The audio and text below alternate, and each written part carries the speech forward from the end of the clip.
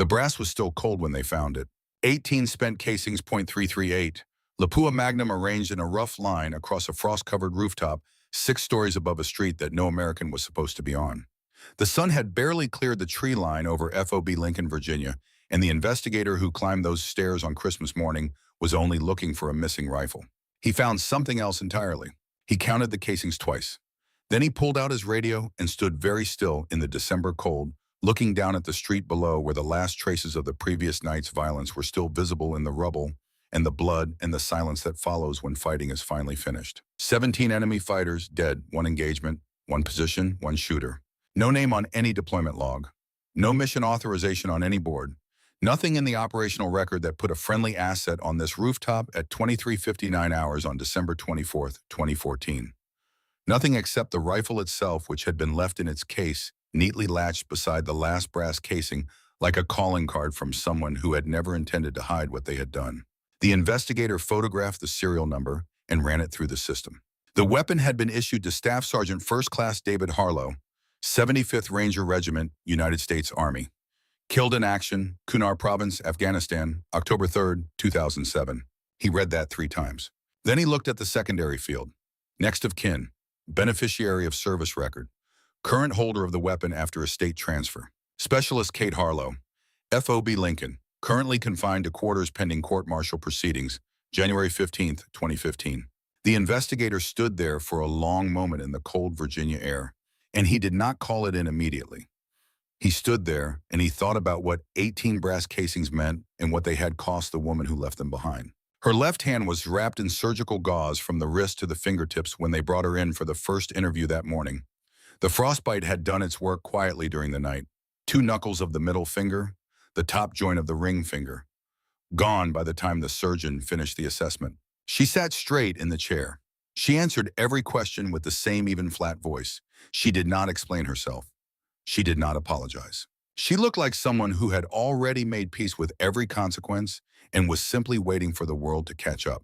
To understand what Kate Harlow did on that rooftop, you have to understand who David Harlow was. And to understand David Harlow, you have to understand a specific morning in October 2007 in a valley in Kunar Province where the mountains come down hard and fast on both sides and the wind carries the cold from peaks that never lose their snow. His patrol had taken contact from 3 directions simultaneously. 7 Rangers a route that had been marked clear 48 hours earlier, and an enemy force that had been patient enough to wait for exactly the right moment. That kind of patience is its own form of violence. It tells you the men you are fighting have done this before and intend to do it again. David Harlow put himself between the ambush and his 6 remaining men, and he did not move from that position until all 6 of them were out. The citation used words like extraordinary valor and selfless sacrifice, the formal language that military documents reach for when plain language feels inadequate. What it described in technical terms was a man who stood in the open and drew fire so that other men could run. He did not survive the engagement. Kate was 21 years old when the notification officers knocked on the door of the house in Roanoke, where she and her mother had lived since she was 9. She stood on the front porch and received the news the way soldiers' families receive it, which is to say standing up, and did not allow herself to fall apart until the officers had gone and the door was closed, and her mother had made it as far as the kitchen table before her legs stopped working.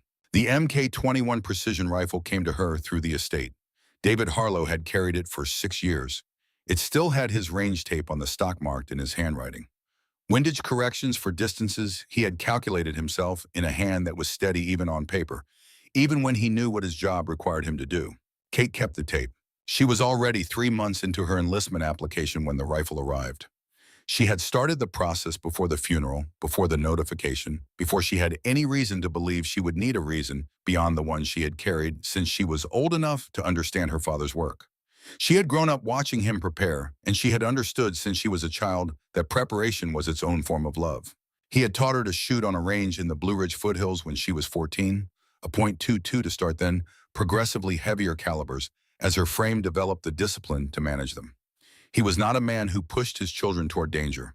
He was a man who believed that knowing what you were capable of was the only honest relationship you could have with the world. She enlisted 7 months after the funeral. She arrived at advanced training with MK-21 already broken into her grip. Her instructors noticed this almost immediately.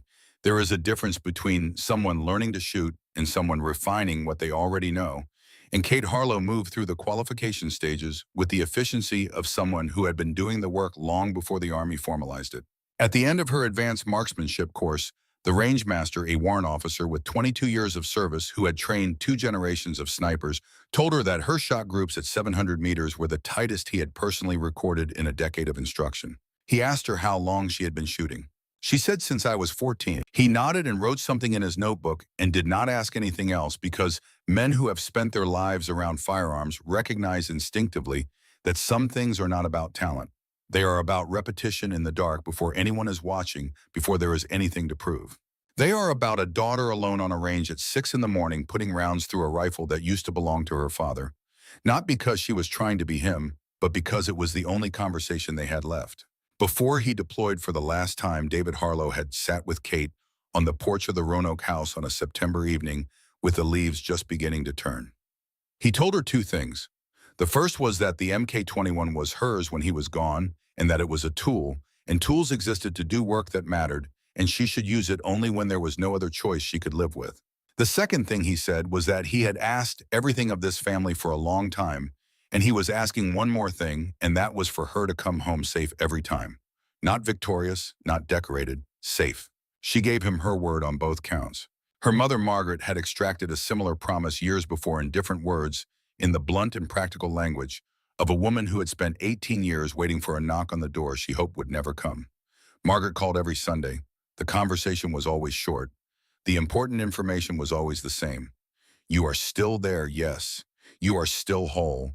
Yes, you will come back. Yes." Kate had been keeping both promises without significant difficulty for nearly 7 years. Then came October 2014, in the hill country outside a forward operating base in a province that will not be named in any public record, and 4 Marines in a drainage ditch with their ammunition almost gone, and an enemy force that had stopped advancing because they did not need to advance anymore, because the Marines had nowhere to go.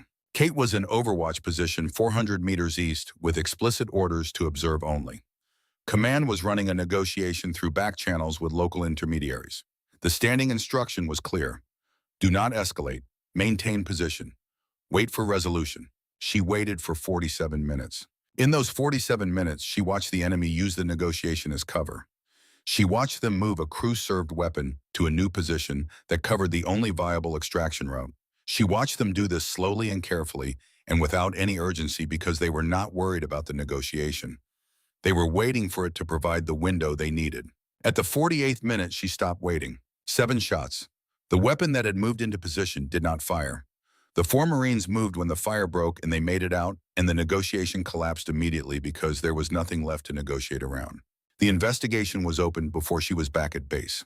The officer who conducted it, a colonel named Harlan Owens, was meticulous and thorough, and spoke to her with the careful neutrality of a man who had already written his conclusion and was collecting supporting documentation. The 4 Marines submitted testimony. Their statements described in specific and technical detail what they believed had saved their lives and why. Owens read each statement, thanked them for their time, and continued building his case. Kate's record showed nearly 7 years of service, with commendations at every level, marksmanship qualifications that were frankly exceptional, and a consistent pattern of mission completion without incident. None of that was in dispute. What was in dispute was simpler and harder to argue against. She had received a direct order, and she had chosen not to follow it. The court-martial was scheduled for January 15, 2015. She spent the weeks before Christmas in confined quarters at FOB Lincoln. Her access credentials revoked her weapon technically under lock in the armory.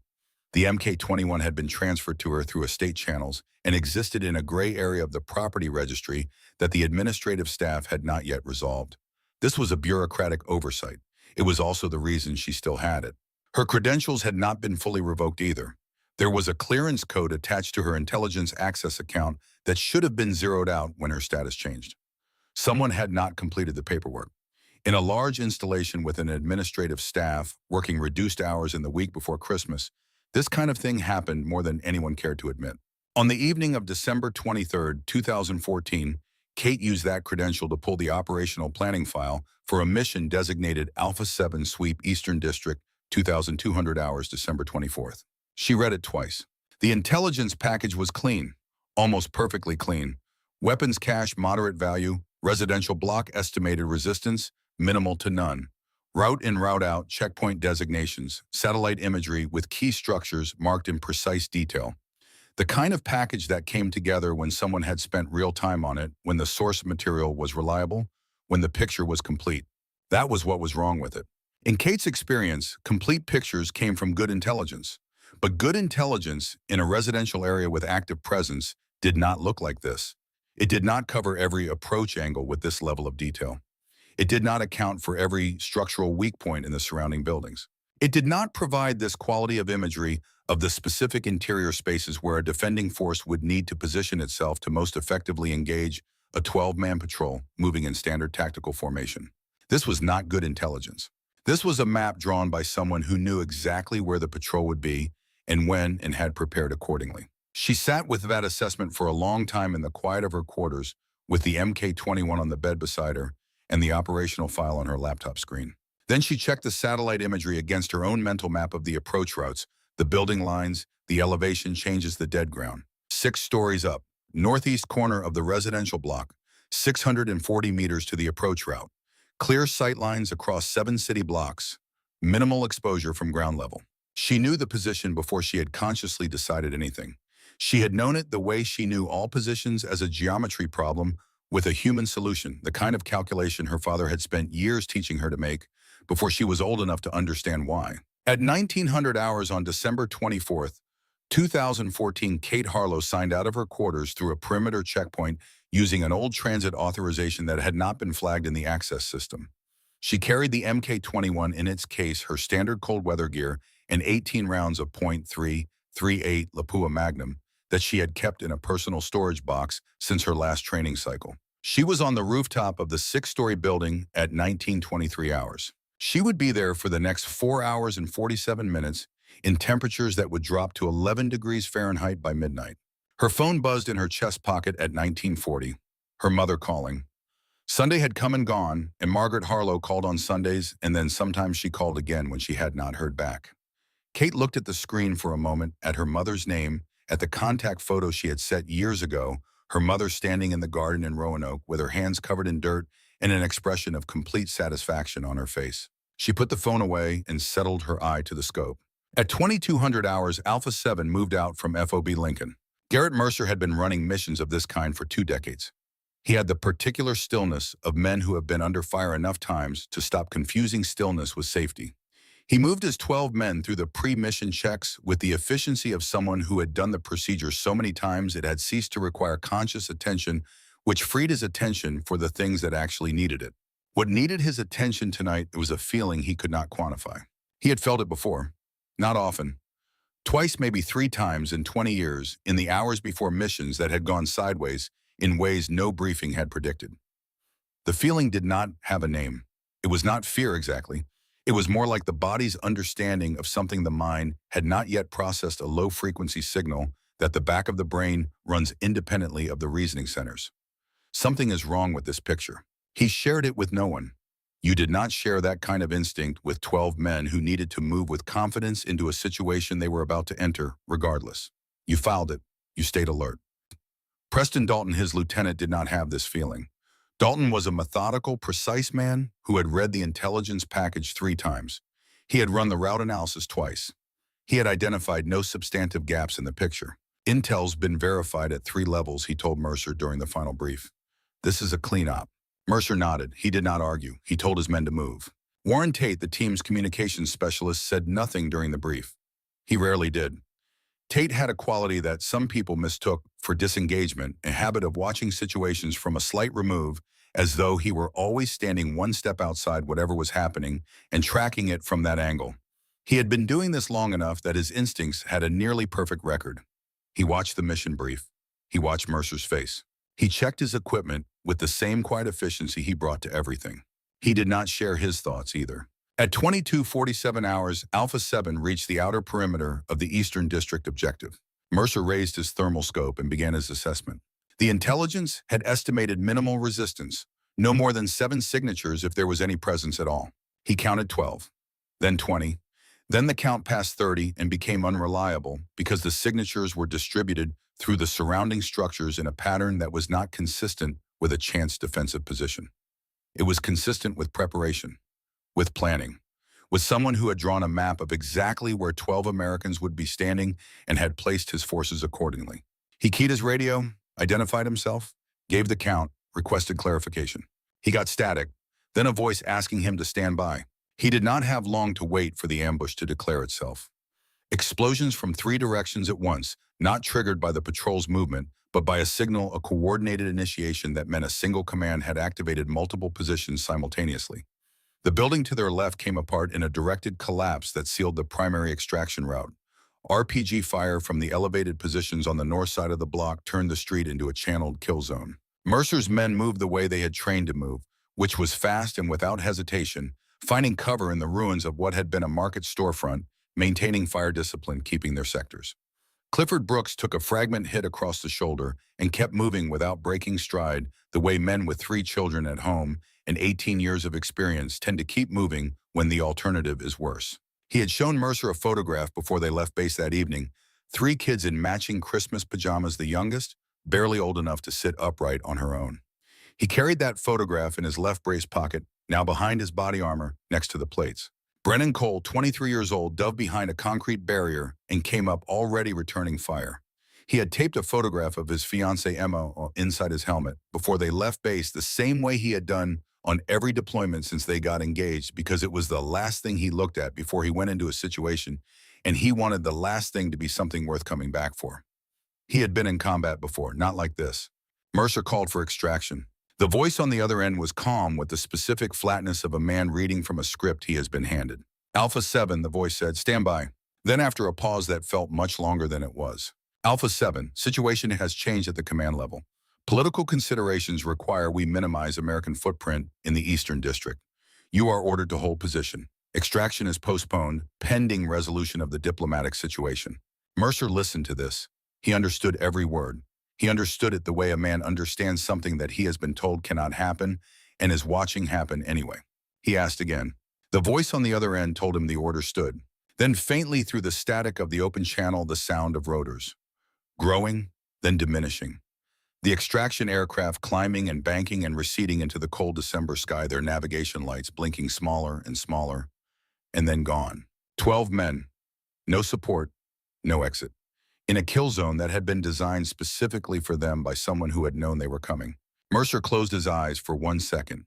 Then he gave his men orders in the steady, flat voice that command requires, even when command has been abandoned, and his men listened and moved and trusted him, the way soldiers trust leaders who have never yet given them a reason not to. 8,000 miles away in a command center lit by fluorescent lights and the glow of multiple monitor screens, Colonel Conrad Reeves stood with his hands behind his back and watched a thermal feed of 12 men fighting for their lives in a street he had helped send them into.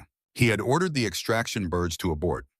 He had received the directive from above him, from a level he did not have the standing to override, and he had passed it down.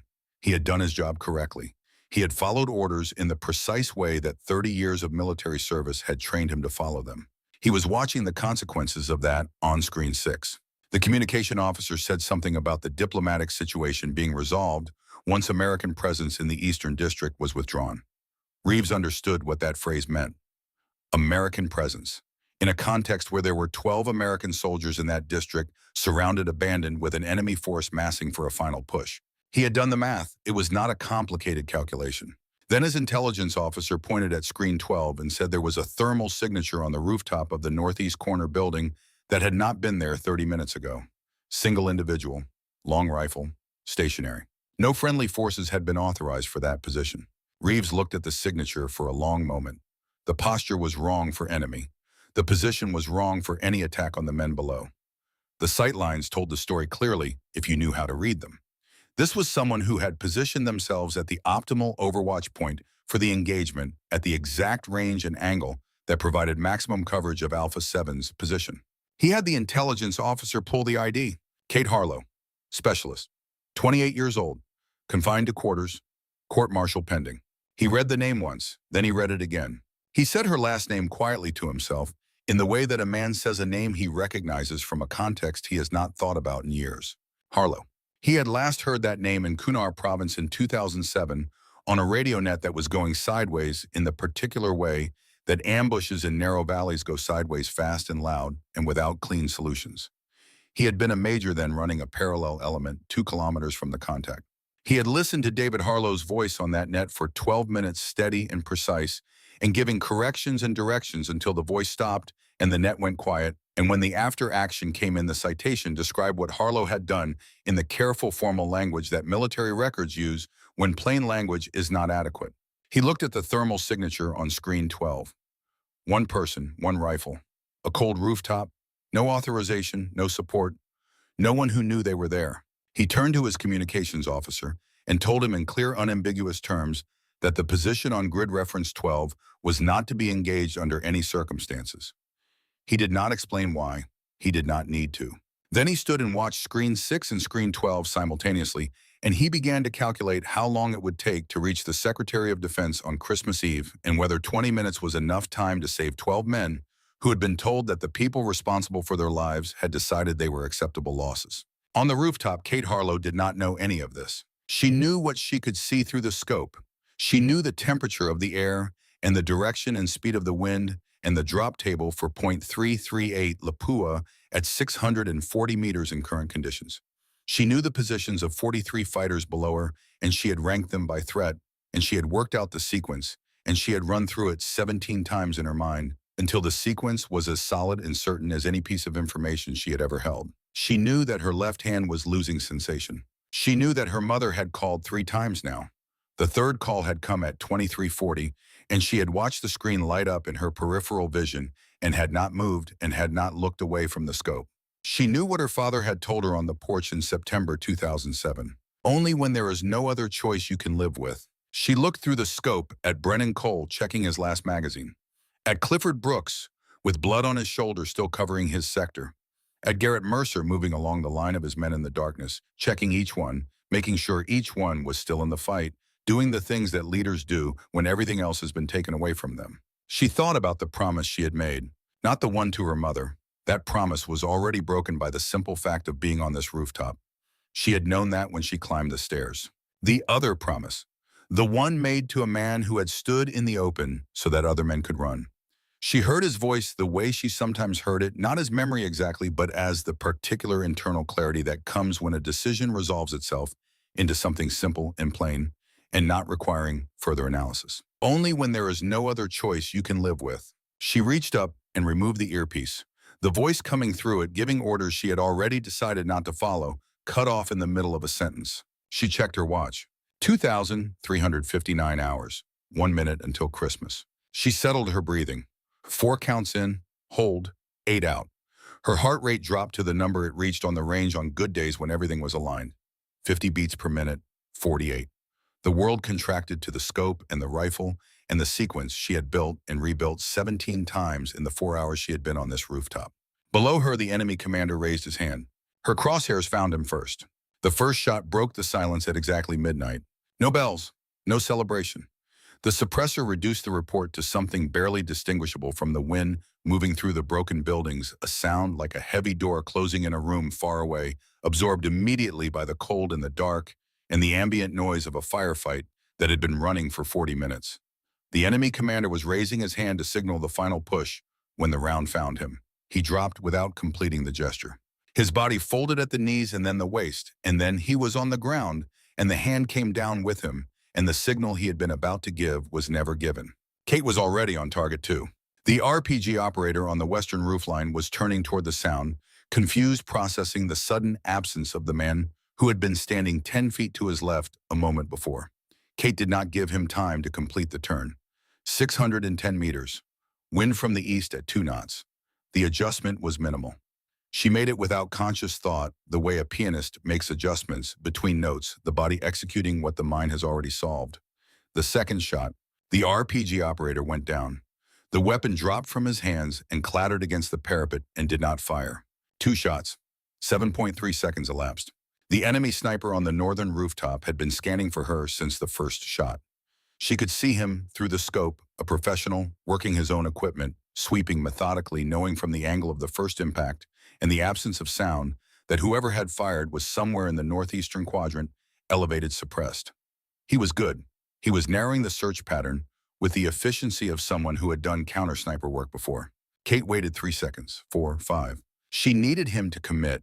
She needed him to stop scanning and settle to choose a position and present himself while he was certain of his own concealment.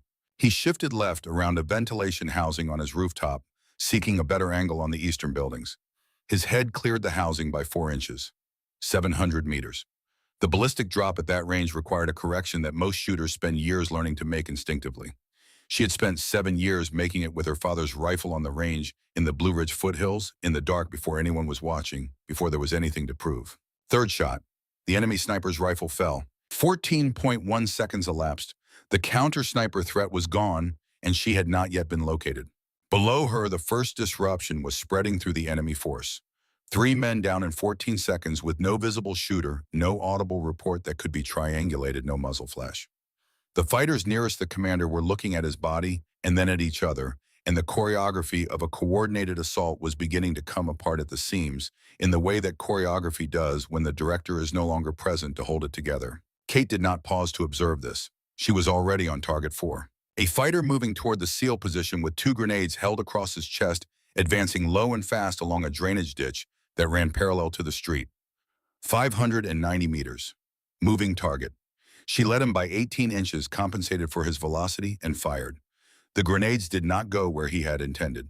The explosion behind enemy lines added a new layer of confusion to the growing disorder.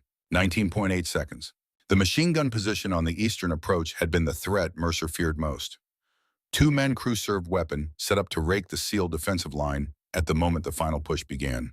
With the commander down and the signal undelivered, they had not yet initiated. They were looking for instruction from a chain of command that had just lost its top 3 links. 5th shot, the gunner. 6th shot, the loader. The machine gun went silent with its barrel still cold. 26.5 seconds elapsed. Kate reloaded in the dark with the practiced speed of someone who has run the same drill in freezing temperatures on a training range until the magazine change requires no light, no warmth, no thought. 12 rounds remaining. The second magazine seated cleanly. 63 seconds left. The enemy was beginning to organize around a secondary commander, a man moving quickly between positions, pointing at buildings, directing fire toward the northeastern rooftops. He had not located her exactly, but he was working toward it, and if he had another 30 seconds, he would have the fighters positioned to force her off the roof or pin her down. 7th shot, 635 meters. The secondary commander dropped mid-gesture, one arm still extended. 34.2 seconds elapsed. In the SEAL position, she could see Mercer's head come up.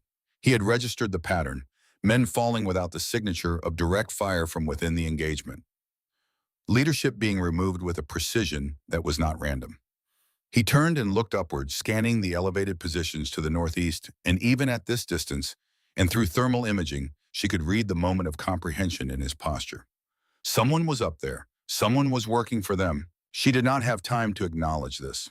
Targets 8 through 12 were consolidating on the eastern flank, 5 fighters moving into position to cut off the exit route she had been building toward. This was the part of the sequence that required speed over deliberation, the transition from methodical to rapid, the ability to maintain accuracy while increasing the rate of engagement beyond what felt comfortable. 4 counts in, hold. 8th shot, 9th, 10th, 11th, 12th. 5 targets, 5 rounds. The eastern flank ceased to exist as a tactical concern. 48.7 seconds elapsed. 6 rounds remaining, 41 seconds left. The battlefield below was no longer operating as a coordinated force.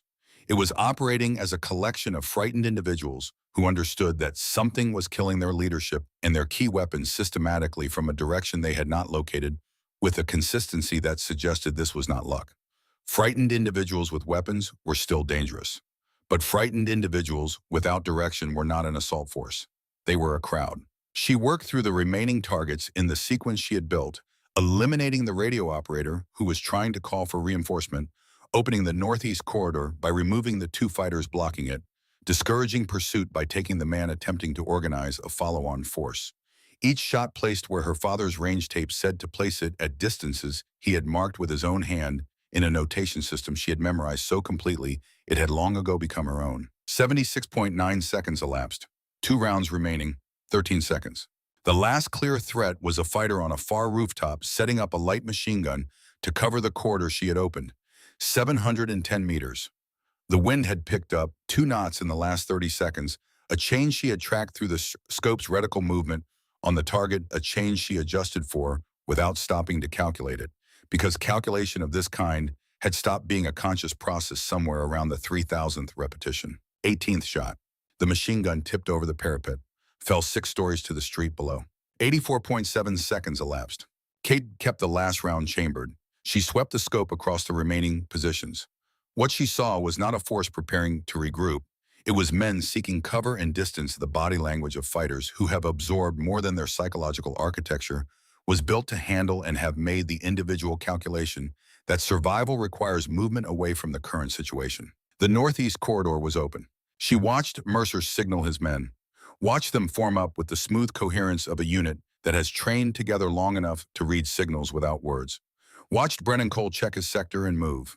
Watched Clifford Brooks move with him, one hand pressed against his shoulder, still covering his angle. Watched Warren Tate bring up the rear with the same quiet, unhurried competence with which he did everything. 12 men entered the corridor and moved north. Kate stayed on the scope until the last of them cleared the final intersection. She swept the corridor twice more. No pursuit formed. She became aware of her left hand at approximately this point. Not the pain, the absence of sensation is its own kind of information, and the information it was providing was not good. She had been on the rooftop since 1923 hours. The temperature at the position was currently 11 degrees Fahrenheit. Her cold weather gloves had been removed when she took position because fine motor control with the rifle required direct contact with the grip and the trigger, and the gloves interfered with that contact. She had known this was a cost when she removed them. She had assessed it as acceptable at the time. She tried to flex the fingers of her left hand. The index finger and thumb responded partially. The middle and ring fingers did not respond in any way that felt like her fingers responding. The tissue on the upper joints had the waxy, pale appearance of frostbite in its more serious phase.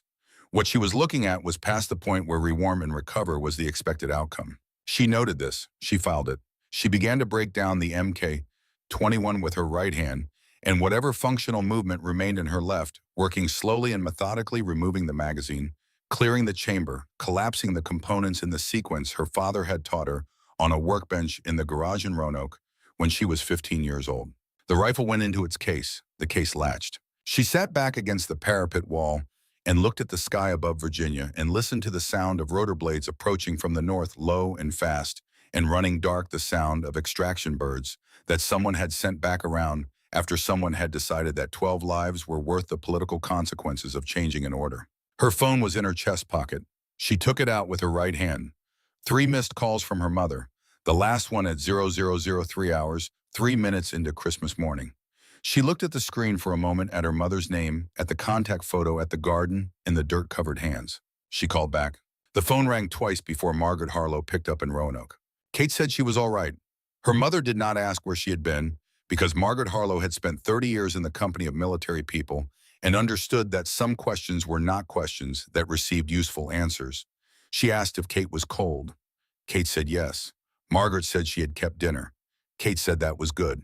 They stayed on the line for almost a minute without either of them saying anything, and at the end of it, Kate said she would call again soon, and Margaret said all right, and the call ended. Kate put the phone away and sat with the empty rooftop and the cold and the sound of the extraction birds getting the 12 men out, and she did not move until she was certain all of them were clear. Then she stood up, picked up the rifle case with her right hand, and walked toward the stairwell door and did not look back.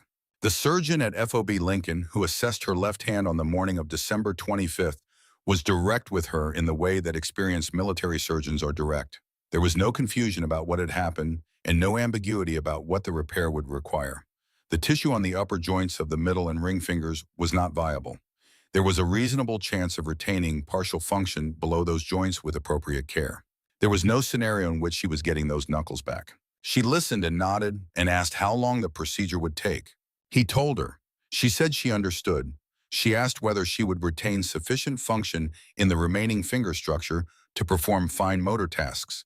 He said probably yes with time. She asked specifically about trigger control on a precision rifle. He paused for a moment before answering because the question told him everything about the person in the chair. Then he said that the trigger was controlled by the index finger of the right hand, and her right hand had not been on the rooftop that night. She nodded again. She said, "Let's proceed." The hand that came out of surgery was bandaged from the wrist to the tips of the remaining fingers, And it was a hand that would no longer hold a rifle exactly the way she had held it for 7 years.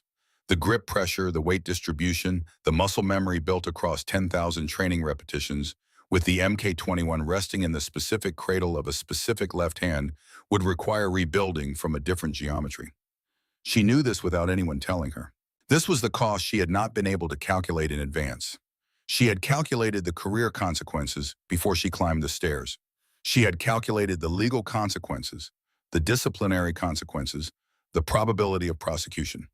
She had made her assessment, and she had accepted the price, and she had gone up anyway. She had not calculated this, not because she had failed to consider it, but because there are some prices that cannot be fully pre-processed that have to be paid and received in the moment of paying before they become fully real. She sat in the medical tent on Christmas morning with her bandaged hand resting on her thigh, and she processed it the way her father had taught her to process difficult things, which was quietly and completely and without asking the world to accommodate the difficulty. She had made her choice. The choice had cost something permanent. The 12 men on the extraction birds were going home to their families. She considered this for a long time. Then she returned to her quarters. The 12 men of Alpha 7 returned to FOB Lincoln at 0142 hours on December 25th. They came off the extraction birds in the order they had boarded, which was everyone else first, and Garrett Mercer last, because 20 years of command had made the habit of leaving last into something his body did without instruction. Colonel Vivian Mills was on the tarmac. She had been standing in the cold since she learned the birds were incoming, because the last information she had received before the situation changed was that Alpha 7 was non-recoverable, and she intended to be present when it turned out to be wrong. She told Mercer to get his men to medical. She told him there would be a debrief at 0330 hours. He nodded and moved his men and did not ask the question that was already forming in all 12 of their minds, because Mills had given him an order he could follow, and he was going to follow it. Warren Tate said nothing during the medical assessment, which was consistent with how he handled most things. He sat on the edge of a cot and let the medic work and answered questions when they were asked, and while this was happening, his attention was on the window that looked across the tarmac toward the administrative building. He was connecting the pattern of what he had seen from the kill zone to what he knew about the authorized forces on the board and the conclusion those two pieces of information produced when placed against each other. He did not share this conclusion aloud. He knew that Mercer had reached the same place because Mercer had been counting the shots from the moment the first target dropped, and Mercer was not a man who missed things. Preston Dalton sat on a separate cot and looked at his hands. The medic asked if he was all right, and he said yes. He was not visibly injured. He was experiencing something more interior, a reckoning that had been running since the moment the extraction birds banked away and command had confirmed the stand-down order, a reckoning that had continued through every shot from the rooftop and was still running now. He had read the intelligence package 3 times. He had told Mercer the intel was verified at 3 levels. He had told 12 men that the picture was clean. He looked at his hands for a while and did not say anything. The debrief began at 0330 hours and ended within 4 minutes. All 12 members of Alpha 7 refused to provide statements until Colonel Mills told them the identity of the Overwatch element. Mills told them the Overwatch element was classified pending legal review. Mercer said that was not acceptable. Clifford Brooks said something brief and pointed about what classified pending legal review could do with itself. Brennan Cole was 23 years old and had been awake for 22 hours and had come very close to dying on Christmas Eve and had not yet spoken to Emma, and what he said was not brief. Mills let them finish. She had commanded soldiers for 23 years. She understood the difference between insubordination and men who had been pushed to the precise boundary of what institutional patience can ask of a human being. She told them the name. She told them what Kate Harlow had done, how long she had been on the rooftop, and what the medical assessment had found when they brought her in. She told them about the court-martial scheduled for January 15th. The room was quiet for a long time after that. Then Mercer said that all 12 of them would be submitting formal testimony on Kate Harlow's behalf, and Mills said that was their legal right as witnesses, and she could not prevent them from exercising it. And the intelligence officer who was present tried to say something about classified operational parameters, and the look that 12 recently returned from near-death Navy SEALs gave him simultaneously was the kind of look that does not require supplementary language. The letters reached Kate on January 3rd. They were delivered by a young corporal in administration who was Brennan Cole's second cousin and who had decided that his loyalty to this particular chain of command was situational. He knocked on Kate's door at 0800 hours and handed her a manila envelope thick enough to require both hands and left quickly in the manner of someone who has done the right thing and is prepared to deal with the consequences later. There were 12 letters inside. Mercer's was first. He wrote with the directness of someone who had spent his career in an environment where indirect language was a tactical liability. He told her what her shooting had looked like from the kill zone in specific technical terms, because he suspected she would appreciate that more than sentiment. He told her what it had looked like from his position when the northeast corridor opened and stayed open, and what that had meant to him in the moment he understood that someone was clearing it intentionally. He told her they were all going to be at her hearing, whether she wanted them there or not. Clifford Brooks wrote about his 3 children. He named them. He described them in the specific, unsentimental way of a man who knows that the value of something is not diminished by stating it plainly. He told her that his youngest, who was 4 years old, had asked him on Christmas morning where he had been, and he had said he had been working, and she had accepted this with the complete trust that 4-year-olds extend to their fathers, and he had held on to her for a while before he could put her down. He said he did not have adequate language for what that moment had required from him. He said he thought she might understand anyway. Brennan Cole's letter was 2 paragraphs. The first paragraph was about Emma. The second paragraph was about the wedding in June and the fact that she was now going to be there for it in whatever form that took, because it would not be happening otherwise. He underlined the word otherwise once and left it at that. Kate read all 12 letters in her quarters with her bandaged hand resting on the desk and the empty case of the MK-21 on the floor beside her chair. She read them twice through. She did not cry. She came close, which was something that had not happened to her in a professional context in a number of years, and she noted it as information about what 12 specific people had managed to locate inside her, and she did not push it away. On the same day that the letters arrived, Colonel Conrad Reeves submitted his after-action report through official channels. The document was 43 pages long and left nothing out. It named the individuals who had issued the stand-down order. It named the individuals who had pressured command to classify the mission's actual status. It described in specific and technically precise terms the sequence of decisions that had led 12 men into a kill zone and then attempted to leave them there. It included Reeves's own decision to order the extraction abort without mitigation or excuse, because he had made that decision and it was in the record and his name was on it, and he was not going to write a document about institutional failure that protected him from the accounting it described.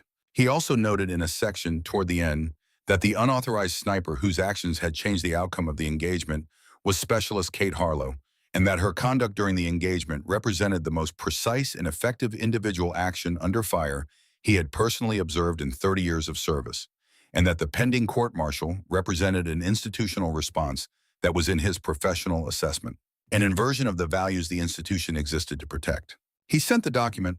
He understood what sending it meant for his career. He sent it anyway. The preliminary hearing in Kate's case convened on January 8th. The presiding officer was Colonel Harlan Owens.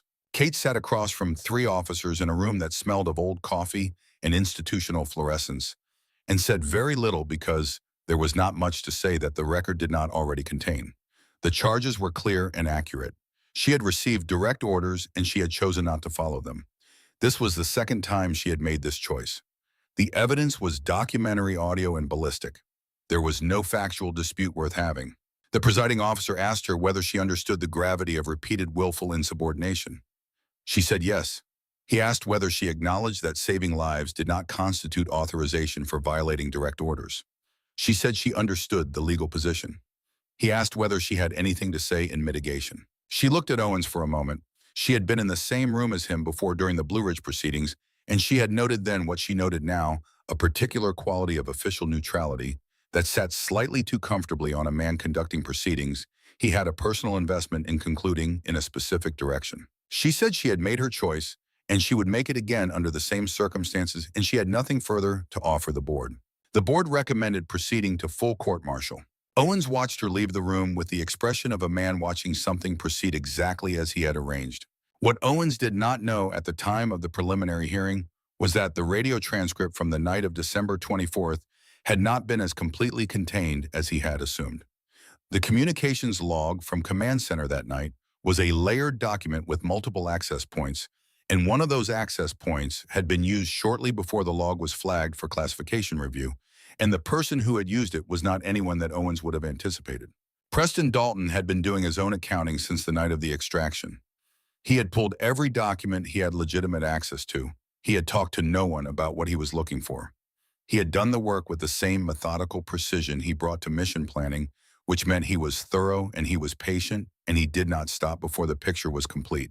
The picture, when it was complete, included a timestamp on the command communications log showing that at 012 hours on December 25th, a message had been received at the command center authorizing renewed extraction for Alpha 7. The extraction birds had not been contacted until 0023. 11 minutes between a Secretary of Defense's authorization and the transmission of that authorization to the pilots who were waiting for it. The extraction had not been delayed by communications protocols or technical difficulties. The log showed the message received opened and sitting in queue while 3 lower priority communications were processed ahead of it. The name attached to the command center queue management during that window was Colonel Harlan Owens. Dalton did not take this to his commanding officer. He did not file a report. He did not make a speech or hold a meeting or announce what he had found. He was a man who had told 12 people the intel was clean and had been wrong about that in a way that had nearly cost 12 lives. And he was doing the only kind of accounting that he knew how to do, which was quiet and thorough and pointed at the truth regardless of where the truth led. On the evening of January 14th, the night before Kate's court-martial was scheduled to begin, Dalton went to Colonel Reeves's office. Reeves was going through the motions of an end-of-day administrative review for a career that was already effectively over. Dalton knocked on the open door. Reeves looked up. Dalton set a single document on the desk. He did not explain it. He did not contextualize it. He set it down and looked at Reeves for 1 second, and Reeves looked back, and both of them understood what was sitting on the desk. Dalton turned and walked out. Reeves picked up the document. He read the timestamps. He sat back in his chair and held the paper and looked at the wall for a long time, and then he looked at the phone, and then he made a decision about what the next morning was going to require from him, which was more than he had already given, and which he was going to give anyway. In her quarters, Kate Harlow sat in the chair beside the empty rifle case and read Mercer's letter one more time. She had written back to all 12 of them 2 days earlier, telling them in direct terms not to sacrifice their careers for her hearing. She had meant every word.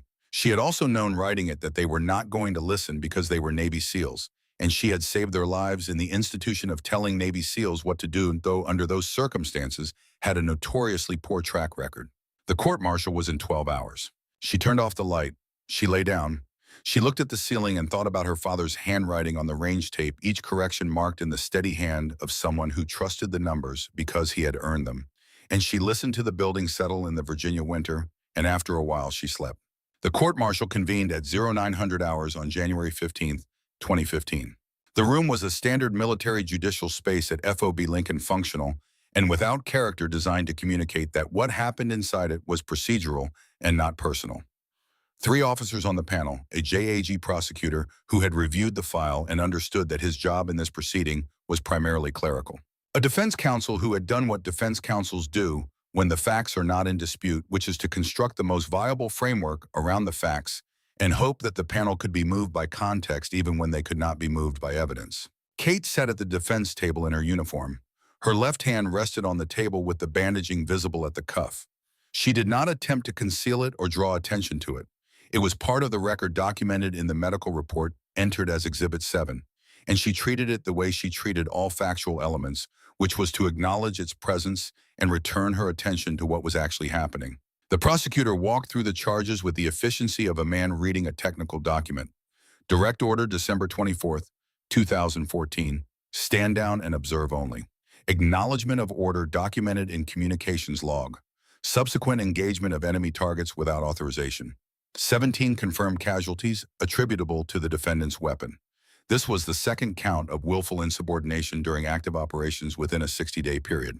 The facts were not disputed. The defense counsel presented the mitigation case with genuine conviction and limited material to work with.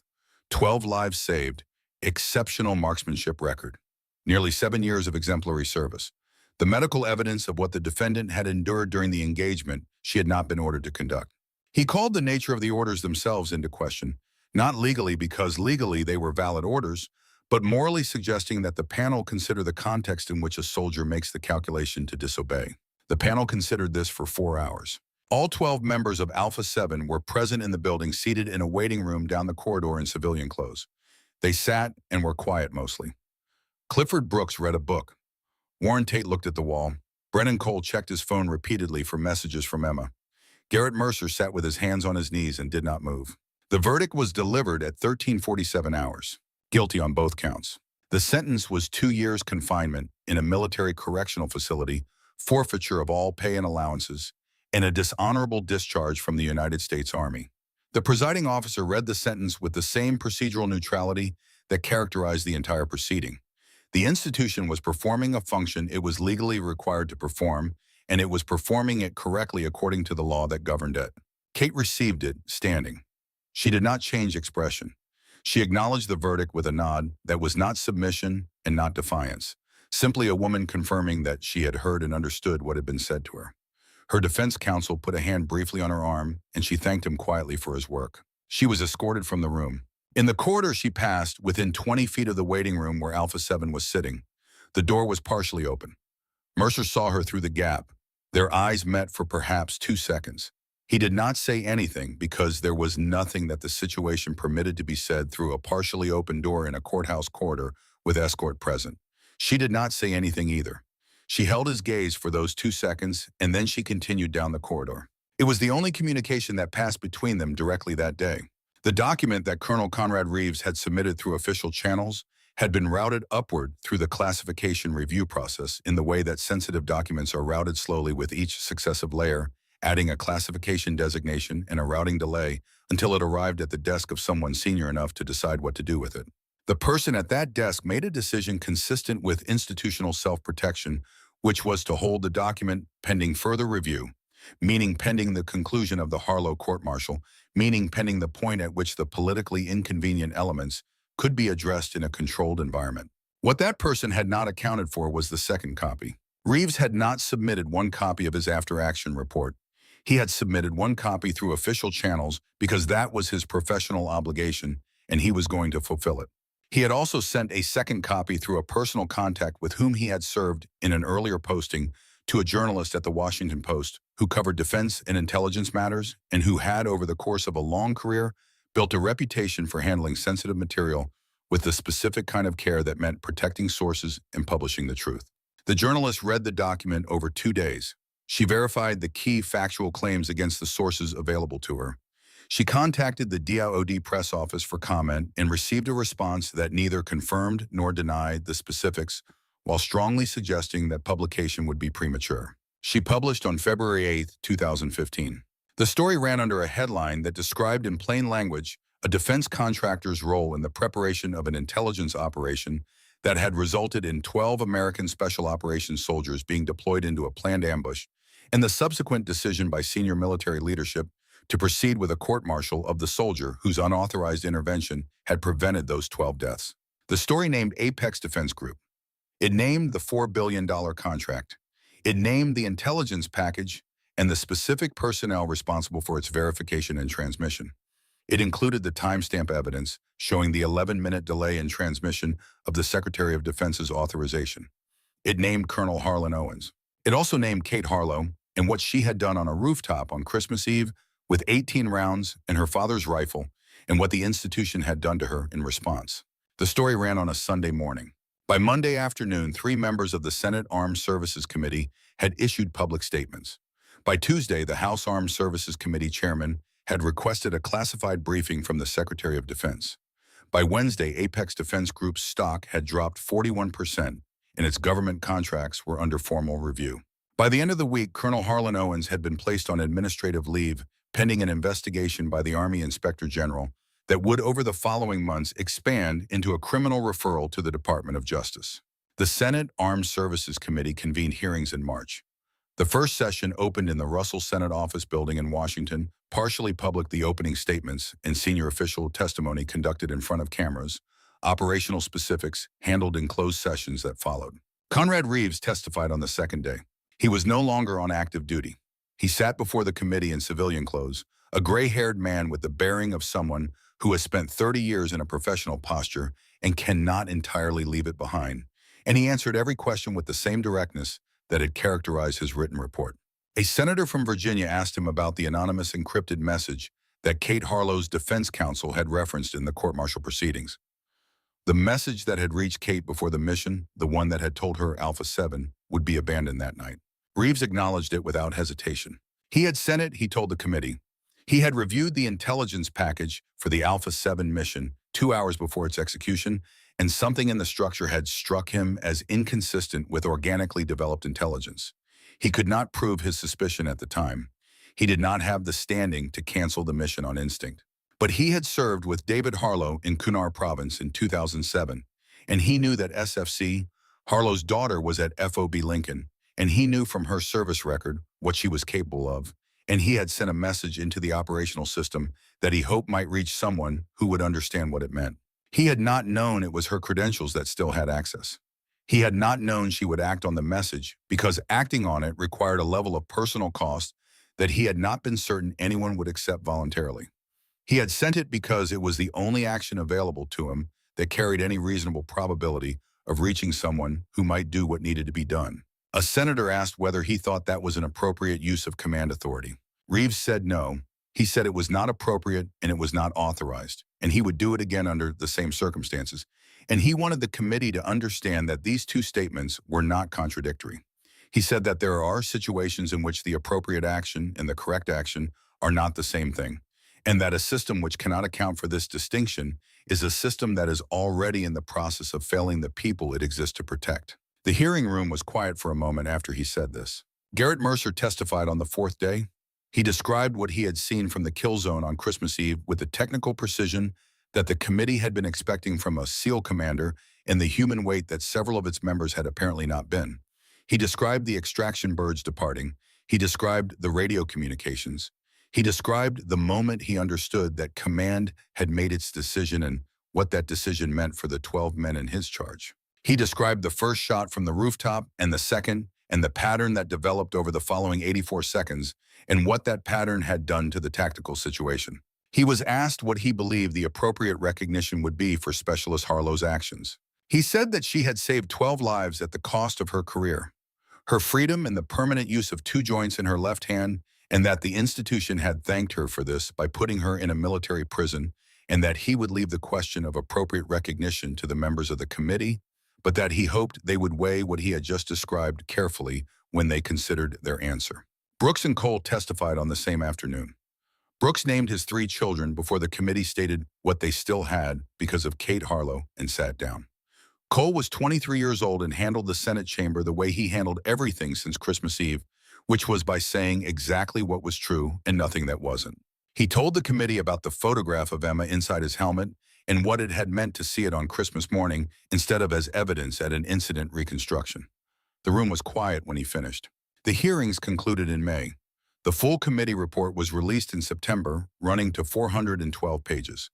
The unclassified sections described in detail the role of Apex Defense Group in the preparation of the Alpha 7 intelligence package, the failure of verification protocols within the chain of command, the decision to withdraw extraction support, and the 11-minute delay in transmission of the reauthorization order.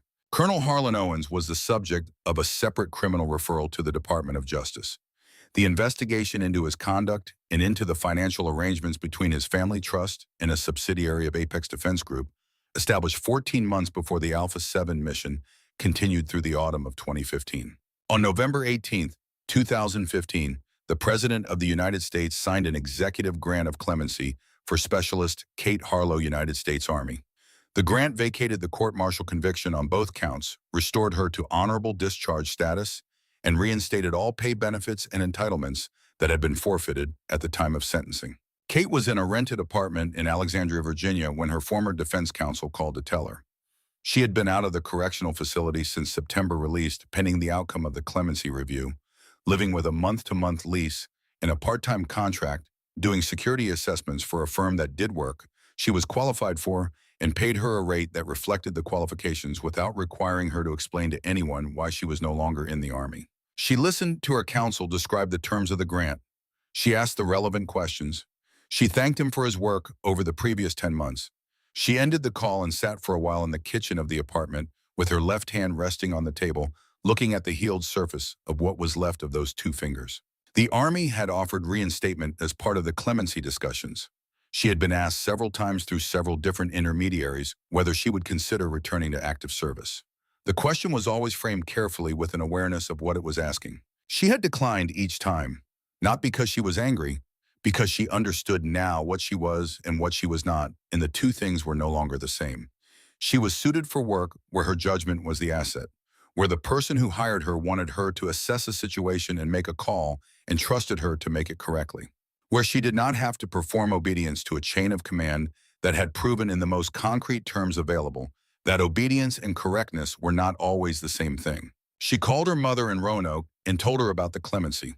Margaret Harlow received this the way she received most things of significance, which was quietly and with a steadiness that had nothing to do with the absence of feeling and everything to do with the presence of discipline. She said she was glad. She said she wanted Kate to come home for Christmas. Kate said she would be there. Then Margaret asked about the rifle. Kate had been thinking about the rifle for several months. The MK-21 had been returned to her when she was released in September, processed back through property channels along with the rest of her personal effects, arriving in a transport case with a chain of custody form attached.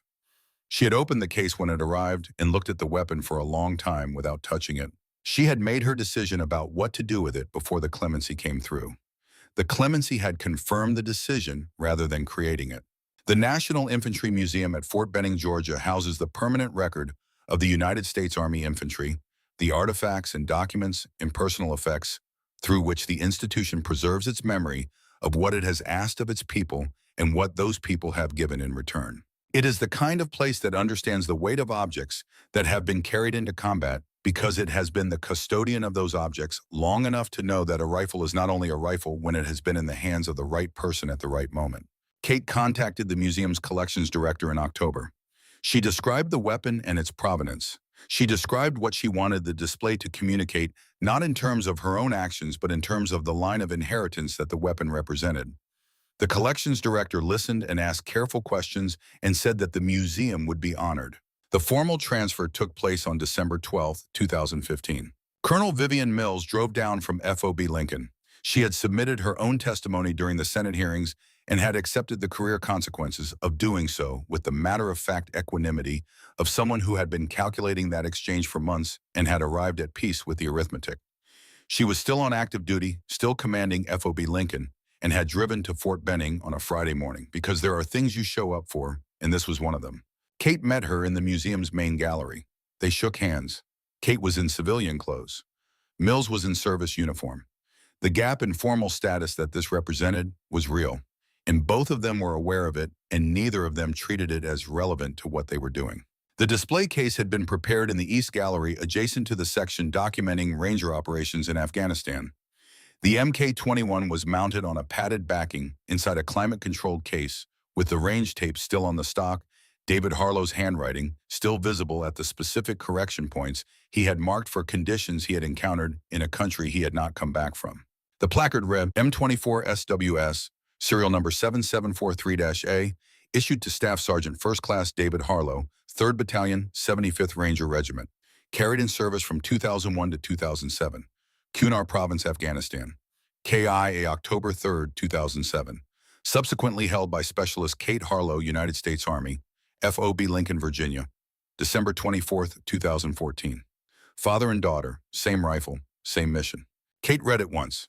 She looked at the weapon inside the case for a long while, at her father's tape on the stock, at the correction marks in his handwriting, at the tool he had built his professional life around, and had asked her to use only when there was no other choice she could live with. She had kept that promise to the best of her understanding of what it required.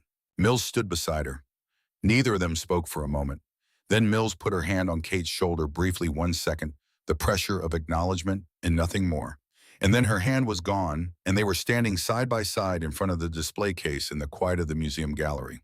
That was the ceremony. No speech, no formation, no senior officer reading from a prepared statement about valor and sacrifice and the debt that institutions owe to individuals. A hand on a shoulder for 1 second in a room that understood by its nature the weight of what it held. They walked out of the gallery together. The museum's main entrance opened onto a wide plaza, and the December air in Georgia was cold without the specific severity of Virginia, a softer cold, the kind that carried the smell of wood smoke from somewhere nearby. The sky was flat and pale with the particular winter light of the Deep South, which has its own character, neither harsh nor gentle, but simply present. Brennan Cole was standing at the bottom of the steps. He was in civilian clothes, his hands in his coat pockets, and beside him was a young woman who could only be Emma composed and watchful, with the expression of someone who has spent several months being engaged to a Navy SEAL, while a political and legal situation played out in the newspapers and on the floor of the Senate. She was visibly pregnant 7 months by Kate's quick assessment. Cole looked at Kate when she came through the doors. He had driven 9 hours from Virginia Beach because Mercer had sent a message to the team saying that December 12th was a date that mattered and leaving the rest to individual decision. Not an order, an invitation. Cole had told Emma about it the same day, and she had said, of course, and started looking at hotels in Columbus, Georgia, and the conversation had taken about 45 seconds. He looked at Kate the way men look at people they owe things to that cannot be settled by any conventional transaction. Then he nodded once, a single deliberate movement of the head that was not a gesture of greeting, but a gesture of accounting, an acknowledgement of a specific and permanent debt that they both understood could not be paid but could be recognized. Kate nodded back. Emma stepped forward and introduced herself. She was direct and warm, and she said what she had been thinking, which was that she knew what Kate had done, and she knew what it had cost, and she wanted Kate to know that she was standing here because of it. She said it plainly and without dramatic inflation, and then she waited to see how Kate would receive it. Kate said she was glad to meet her. She said she was glad Cole had made it home. Cole turned to Emma and said something in a low voice. She nodded, then looked at Kate directly. We already know what we're naming them, Emma said. She did not elaborate. Cole looked at the sky for a moment. Jake and Kate, he said. 2 of them. February. Kate looked at him. He held her gaze without adding anything to it because there was nothing to add. The names said everything that needed to be said about what the last year had meant and what the next years were going to carry forward into a world that had no idea they were coming. Kate looked at Emma, then back at Cole. She did not speak for a moment, and when she did, her voice was level and clear and carried the particular weight of someone who has spent a long time understanding what things cost and has just been shown what they were worth. She said that was a fine pair of names. They stood on the plaza for a while. Mills had her hands behind her back in the resting posture of someone at ease, in the formal military sense, which carries over into civilian life, whether you intend it to or not. She watched the interaction between Kate and Cole and Emma with the expression of someone witnessing a thing that has resolved itself correctly after a long and difficult process of getting there. The first snow began to fall as they were standing there. Not heavy, not accumulating the tentative early December kind of snow that appears in the South like a suggestion rather than a commitment. Individual, flakes large enough to see individually against the pale sky settling on Coat's shoulders and melting almost immediately on the warm concrete of the plaza. It had the quality that the first snow of the season always has of arriving from a direction that catches people slightly off guard, of making the familiar landscape briefly strange and briefly new. Kate put her right hand out and let a flake land on her palm and watched it dissolve. She was 29 years old. She had given the museum her father's rifle. She was going home to Roanoke for Christmas. Her left hand was healed as completely as it was going to heal the scar tissue along the trimmed fingers, smooth and pale and permanent.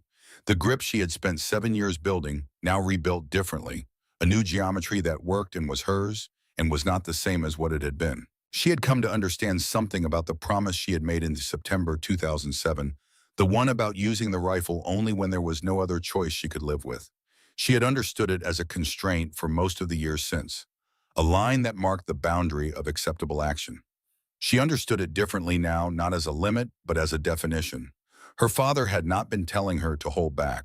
He had been telling her to hold out, to preserve the capacity for the moment when it was genuinely required to resist the smaller uses of power that diminish it, so that when the real moment arrived, she would know it, and she would be ready, and she would not hesitate. She had been ready. She had not hesitated. The snow continued to fall in small, uncommitted flurries over the plaza at Fort Benning, settling on the museum's stone walls and on the monument to the infantry soldiers who had left from this post and not returned, and on the 4 people standing at the bottom of the steps, and on the city beyond the post perimeter, where families were doing the ordinary December things that families do, putting up trees and wrapping packages and making the small domestic preparations for a holiday that exists to mark the continuation of life and the persistence of warmth inside the cold. Cole said something to Emma in a low voice, and she nodded, and they both looked at the sky and then at Kate, and there was no formal conclusion to the moment, because serious things do not conclude. They simply reach the point where the people involved have given what they have and received what they were going to receive, and life continues forward from there. Kate said goodbyes to Mills, to Cole, to Emma. She shook hands and said the things that are said at the end of a serious day by serious people. She walked to where her car was parked, and she did not look back, not because she was leaving anything behind, but because the direction that mattered now was forward, and she was already moving in it. The highway north ran through the Georgia flatlands and then up into the ridge country of the Carolinas and then into Virginia, where the mountains came in from the west and the air carried the specific cold of elevation. The kind of cold that has no sentiment in it, that simply is what it is, that asks nothing of the person moving through it, except that they continue moving. Kate drove with her right hand on the wheel and her left hand resting on her thigh, the healed fingers loose and still in the way they now rested when she was not asking anything of them. The radio was off. The road was quiet. She had 4 hours to Roanoke and no reason to hurry and no reason to stop. She thought about the photograph her father used to keep on the workbench in the garage taken at his first qualification course. A young man with a rifle and a posture that said he understood what he was holding and intended to be worthy of it. She had looked at that photograph 1,000 times growing up. She had understood it differently at each age. At 9, she had understood it as her father being strong. At 14, learning to shoot, she had understood it as her father being skilled. At 21, standing on the porch receiving the news, she had understood it as her father being gone. She understood it now as something else, as the particular expression of a person who has found the thing they are for and has committed to it fully and without reservation, accepting everything that commitment requires, the cost along with the purpose, because the alternative is to live without having been what you actually are. She had found that expression in herself somewhere over the past year. Not in the shooting, not in the 90 seconds on the rooftop, but in the long months afterward, when the institution was doing what it was going to do, and she sat with the consequences without apology and without the collapse of everything she had built, because what she had built was not dependent on the institution's approval of it. The lights of the Virginia foothills came up in the distance as the highway climbed into familiar country. She had driven this road hundreds of times. She knew the exits by instinct, knew the places where the road curved away from the ridge and opened onto a long view west, knew the specific moment about 40 minutes out from Roanoke, where you could see the lights of the city in the valley below on a clear night. It was a clear night. She saw the lights from the ridge, and she held them for the few seconds that the angle allowed before the road curved back into the trees, and then they were gone, and she was in the last stretch, and the last stretch was familiar in a way that required nothing of her except to follow it. Margaret Harlow had left the porch light on. It was the thing she had always done for David through the years of deployment and late returns, and then for Kate when Kate began coming home from places that could not be named in conversation. And the light meant something that had never been stated because it did not need to be stated. It meant that the person inside the house had not stopped expecting you, that your return was still being waited for, that the waiting had not turned into something else. Kate pulled into the driveway and sat for a moment with the engine off, looking at the porch light and the warm rectangle of the front window and the garden along the front walk that her mother tended with the same quiet devotion she brought to everything that mattered to her. She picked up the MK-21 case from the backseat out of habit before she remembered that it was no longer there, that it was in a case in a museum in Georgia with a placard that would be read for years by people who had never known either of them. She sat with her empty hands for a moment. Then she got out of the car and walked up the front steps and knocked once before the door opened, because Margaret Harlow had been listening for the sound of tires in the driveway since shortly after dark, and the knock and the opening were one motion, and then Kate was inside, and the door was closed behind her, and the porch light was still on. The snow fell on Fort Benning, and on the highway north through the Carolinas, and on the Blue Ridge foothills, and on the city of Roanoke, where a house had its porch light burning, and somewhere in the East Gallery of the National Infantry Museum, in a climate-controlled case with a placard on its front, a rifle sat in the particular stillness of things that have been used for their true purpose and have been set down at last.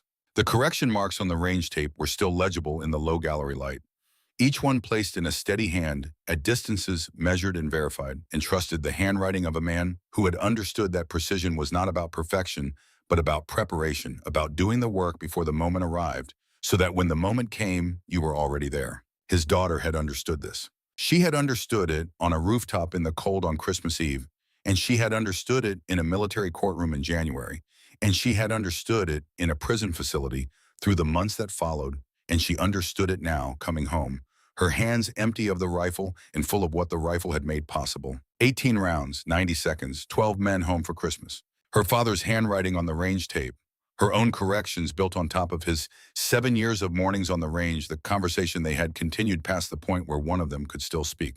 The porch light in Roanoke. The snow coming down on everything.